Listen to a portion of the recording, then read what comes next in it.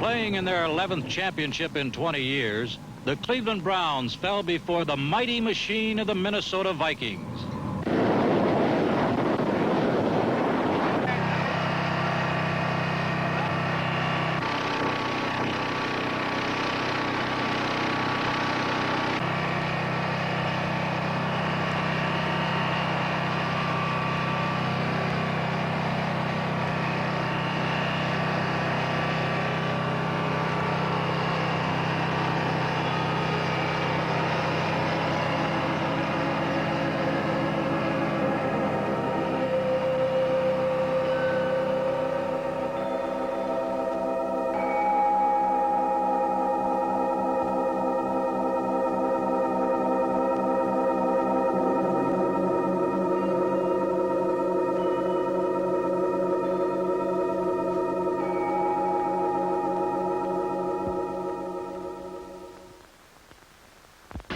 Cleveland's season opened in Philadelphia with some huge question marks.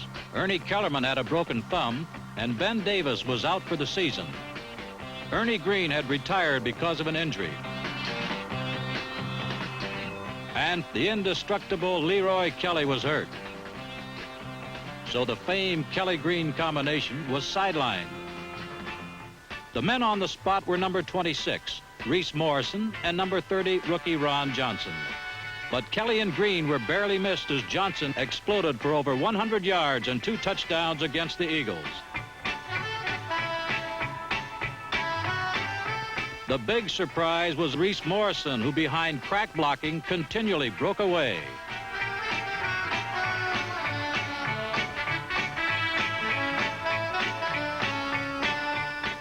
Morrison even emulated Kelly on the option pass. The receiver was medical marvel Milt Morin. Morin had undergone serious back surgery a few weeks before training camp, yet still opened the season.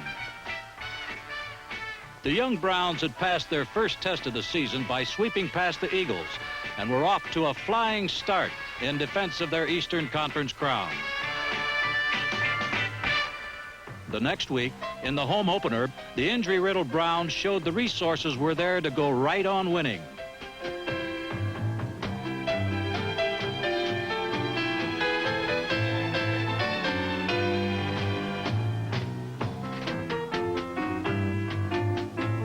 With 90 seconds remaining, Cleveland trailed by 3 points.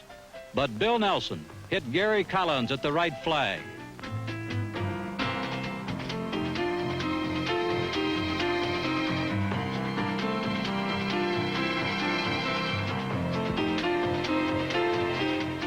In a 27-23 thriller, the Browns had beaten the clock, the Redskins, and their old nemesis, Vince Lombardi. The mark of the good teams is to survive injuries and continue to win.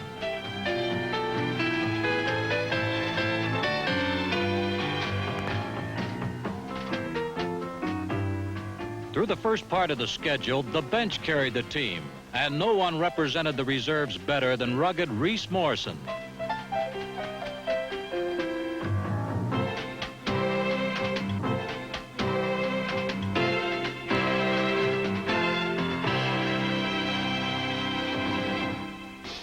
In New Orleans, the Saints provided a unique show and gave up the ball constantly as the Browns' defense intimidated their receivers and quarterback Billy Kilmer.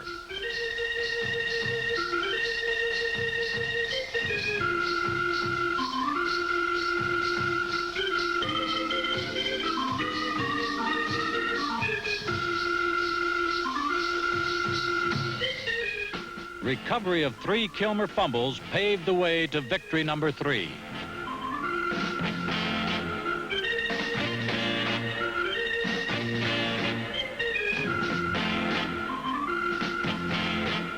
The next Saturday night, in a wild game against the Steelers, the Browns made Terry Hanratty's debut a memorable one.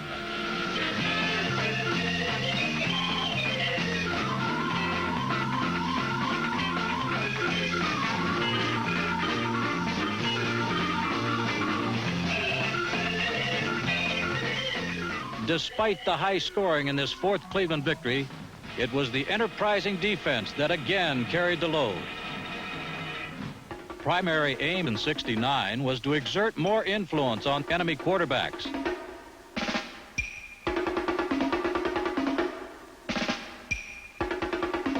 A young front four accomplished that goal. They were led by number 71, Walter Johnson, one of the best tackles in Browns history. Jack Gregory, in his first year as a regular, was the best pass rusher. But the mainstay of the Browns defense is Captain Jim Houston. The 10-year veteran has exceptional speed for a big man and the strength to take on anyone.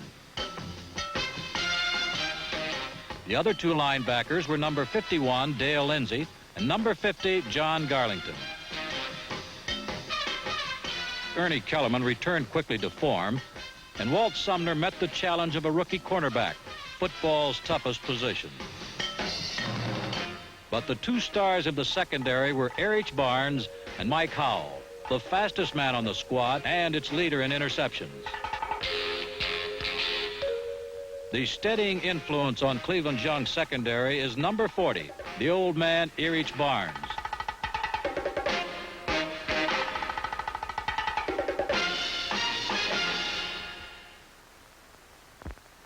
Blanton Collier and the Browns faced their most critical challenge when the undefeated Cowboys came to Cleveland. Nearly 85,000 saw both offense and defense play superbly for the first time. The defense was so collectively brilliant, they caught Cowboy quarterbacks 6 times.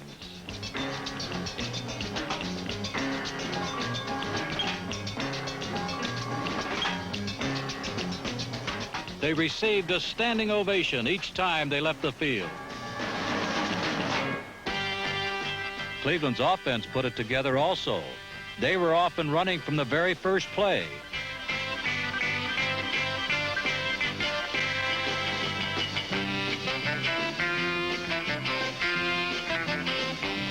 In a masterpiece of protection, the line completely neutralized the Dallas rush and enabled Nelson to concentrate on his receivers. He had the greatest day of his career, throwing 5 touchdown passes.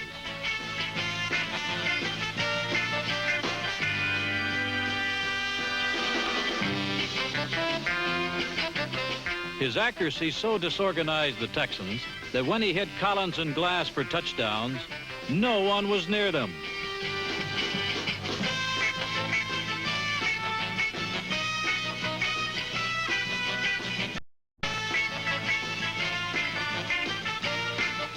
In one of the finest all-around efforts in the team's history, the Browns annihilated the talent-laden Cowboys 42-10.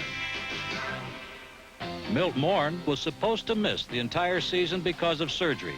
Instead, he was one of the heroes of the Browns' great victory with 7 catches.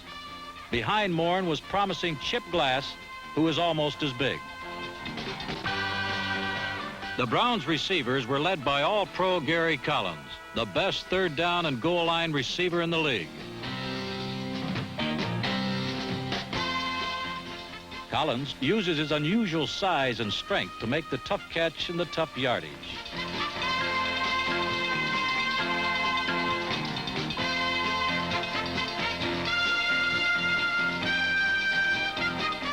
When Cleveland needs 6 points, it's usually Gary Collins who gets them. Every 4th catch he has made has been a touchdown.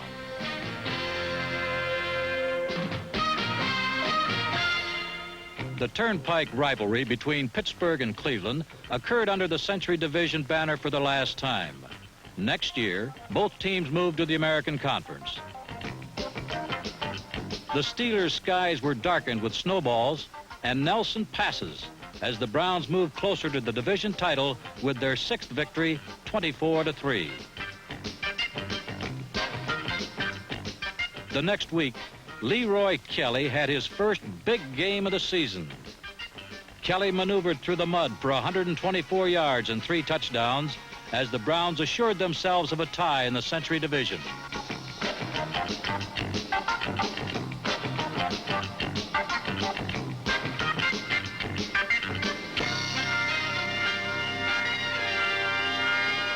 This was the year the rushing reign of Leroy Kelly ended.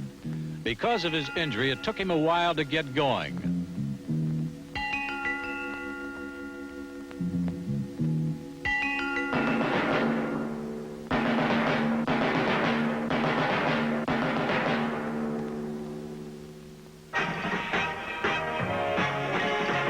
But once he was healthy, Kelly again was the ultimate weapon.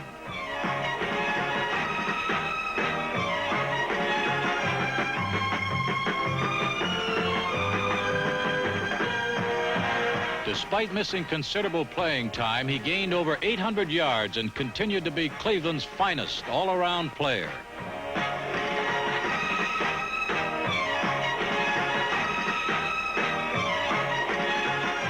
Late in the season, Big Bull Scott blossomed and emerged as Kelly's running mate. The fullback proved to be a natural option runner and fit beautifully into the Browns' offensive philosophy.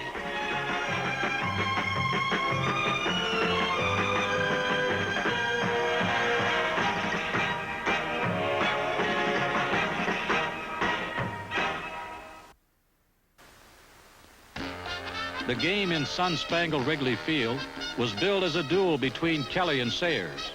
Led by number 40, Chicago was ahead by 14 points through most of the first half. The Cleveland ground game was stopped cold by the blitzing Butkus boys. But, as he has done so often, Bill Nelson provided the spark. He picked apart the Chicago secondary. The Browns rallied to draw even with the Bears.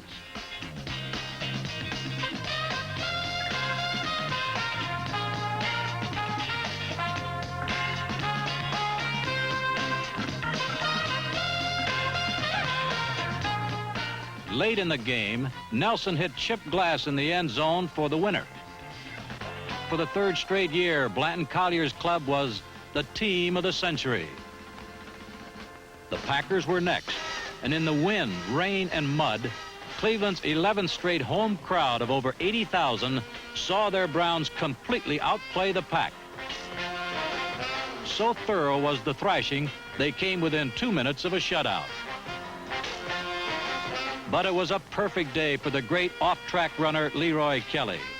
Kelly raced through the mud for 151 yards, the best single performance by a runner in 1969.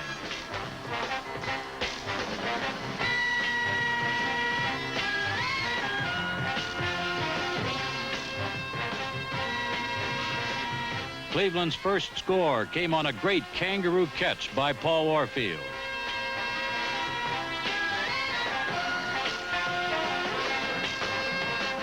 Their last was scored by number 24, Ernie Kellerman.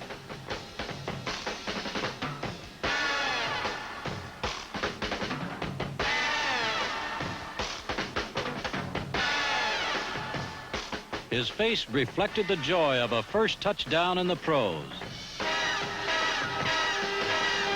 The crescendo continued to build for the playoff with Dallas. The next week in St. Louis, they got victory number 10, their 5th straight, as Nelson and Warfield combined on the Browns' longest touchdown of the year.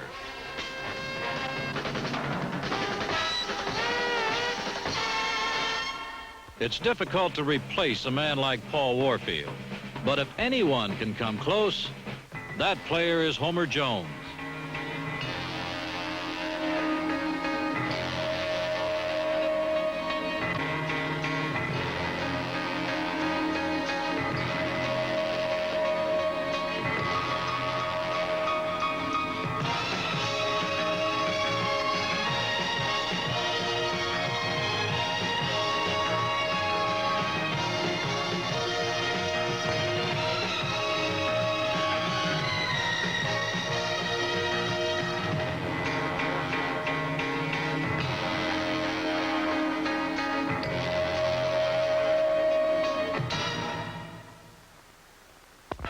Wing post, on one, ready, break.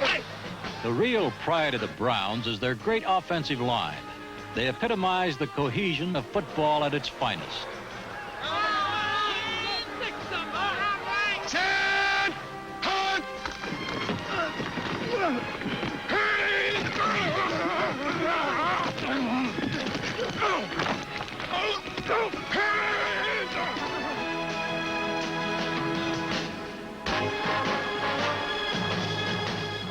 The center is Fred Hoagland, a starter since his rookie season 4 years ago. One of the tackles was number 73, 11-year veteran Monty Clark, now retired. Number 77, Dick Shaprath, is one of the fastest moving, finest blocking tackles in football.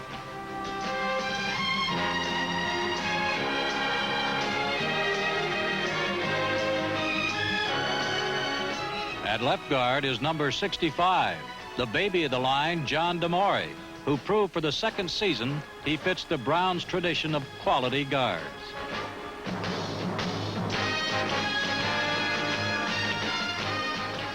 But the ace of the line is number 66, All-Pro guard Gene Hickerson. One of the most honored linemen in the game, his agility and speed make him a master at pass protection and the leader of the Browns' famed sweep.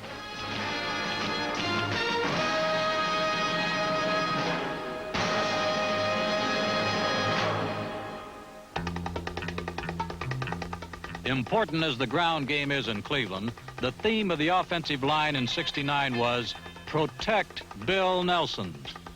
Nelson was trapped less than any starting quarterback in the league. But no one can be spared the hazards of pro football, and Bill Nelson took the punishment of his profession.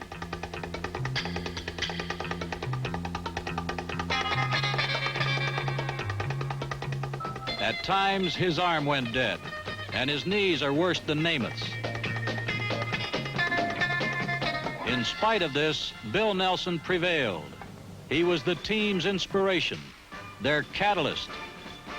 Passing with pain and precision, he led the Browns to victory after victory.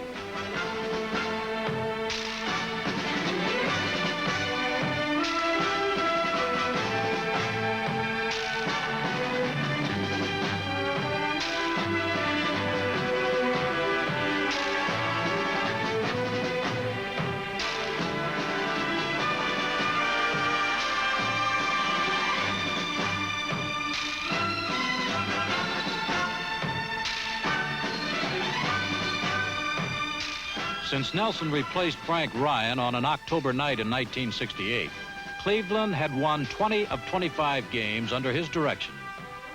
The ultimate judgment of a quarterback is the final score, and Bill Nelson has proved he is a winner.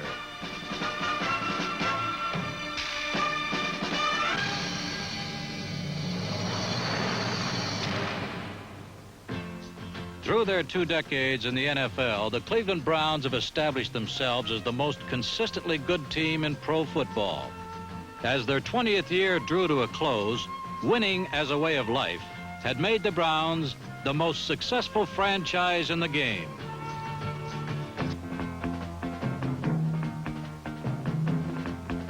When Bill Nelson led his team into the playoffs against Dallas, most of the physical and psychological advantages belonged to the Cowboys.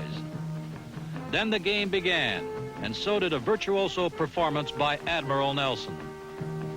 Nelson propelled a barrage of sharp, short, and medium-distance passes that shredded the Cowboys' defense. His mastery of the third down methodically destroyed their secondary.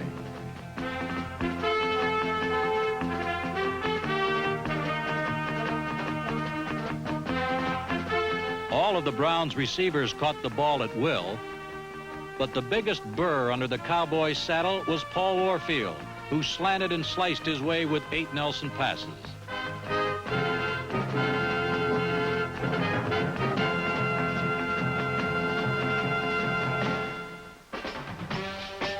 The Cleveland runners faced a Dallas ground fortress that had allowed a total of 3 touchdowns rushing in 14 games. Leroy Kelly and Bo Scott matched the total in 1 game.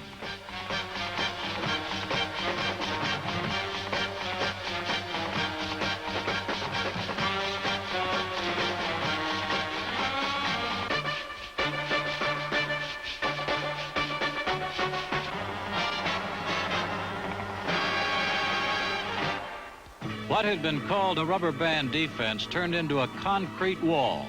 Calvin Hill was held to just 17 yards. The defense hurried hammered and hit Craig Morton so much that Dallas did not cross midfield in the first half.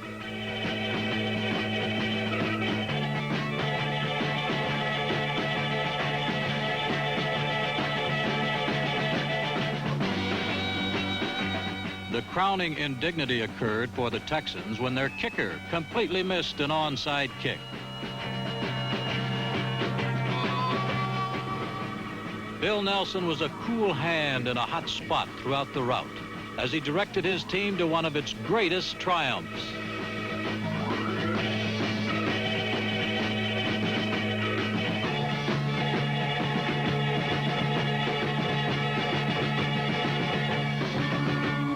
Come on, Dave!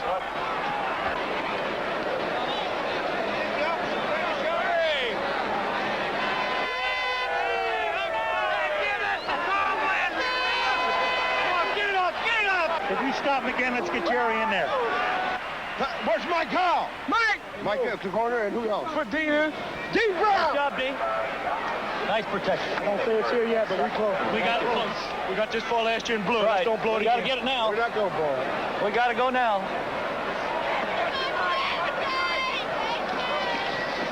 How you feel, bro? How's your leg? How you feel, Lee? See what Hawk laid on him over there? What? The Dallas defense break out your swimsuits. That's up. What's up, guys?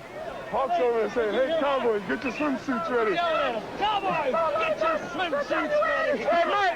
Hey, Marty, don't forget to pack our rubber bands. Where's Marty? Yeah, bring our rubber bands.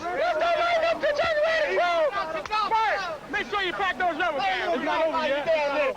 I think the Rams and the Cowboys are going to put on quite a show. Hey, sure. All the talent they both got.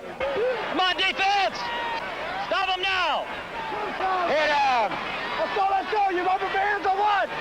Hit somebody.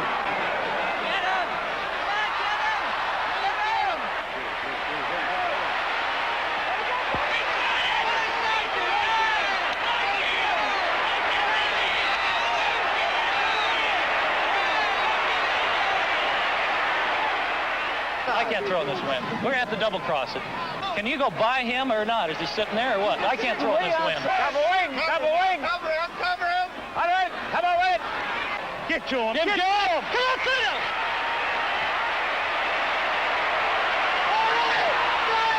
All the way, Walt. All the way, Walt. All the way, Walt. All the way, Walt. All the way, Walt. All the way, Walter.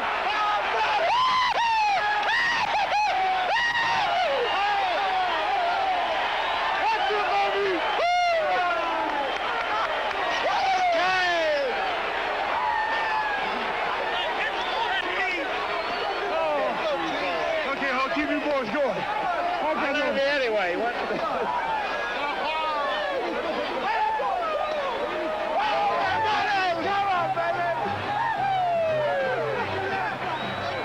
Hey, where's the phone?